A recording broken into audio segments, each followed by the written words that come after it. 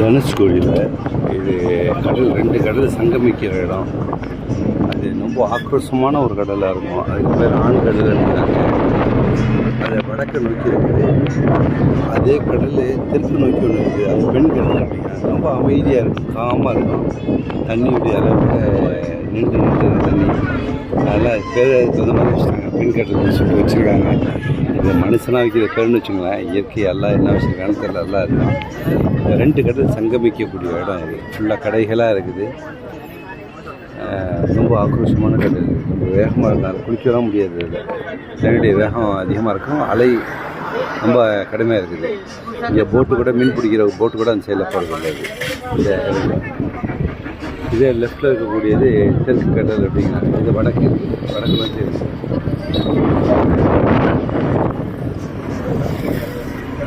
YouTube channel 25/5/2020 Dhanushkodi பார்த்துட்டு அடுத்து அர்ச்சாபுரம் சொல்லி பார்க்கலாம். அர்ச்சாபுரம் அப்படின்னாக்கா 1964 தண்ணி போச்சுல, அந்த கிராமத்துக்கு போய் அர்ச்சாபுரத்தை போய் பார்க்கலாம்.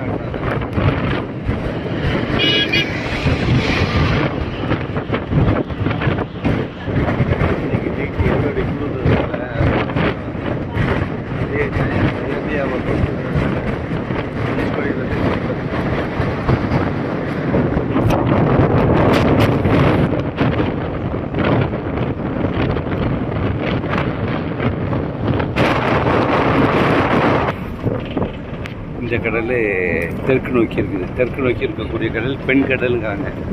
ஏன்னா அமைதியாக இருக்கிறதுனால அந்த தண்ணியும் உள்ளே வாங்கிடுது. தண்ணி வாங்கிட்டு ஃபுல்லாக தண்ணி இல்லாமல் இருக்குது பாருங்கள்.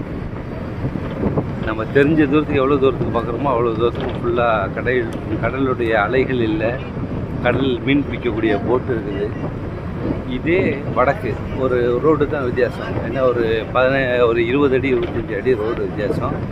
அந்த கடல் அப்படியே வடக்கில் உள்ள கடல் ரொம்ப ஆக்ரோஷமானதாக இருக்குது.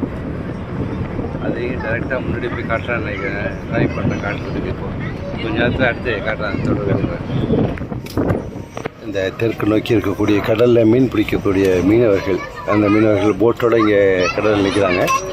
இதுலேருந்து கடலில் போவாங்கன்னு நினைக்கிறேன். நடுக்கடலில் போய் மீன் பிடிக்கிறாங்க. இதே ஒரு 25 அடி 30 அடி அகலத்தில் வடக்கு சைடில் உள்ள கடல் ஆக்ரோஷமாக இருக்குது. அங்கே ஒரு போட்டு கூட நிற்க முடியாது, போட்டு மீன் பிடிக்க போக முடியாது.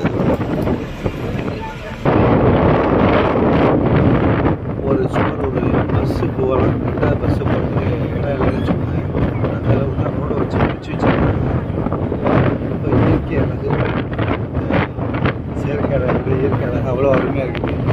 கடலுடைய வேகம், இந்த கடற்கரை வேகமாக பார்த்துட்டு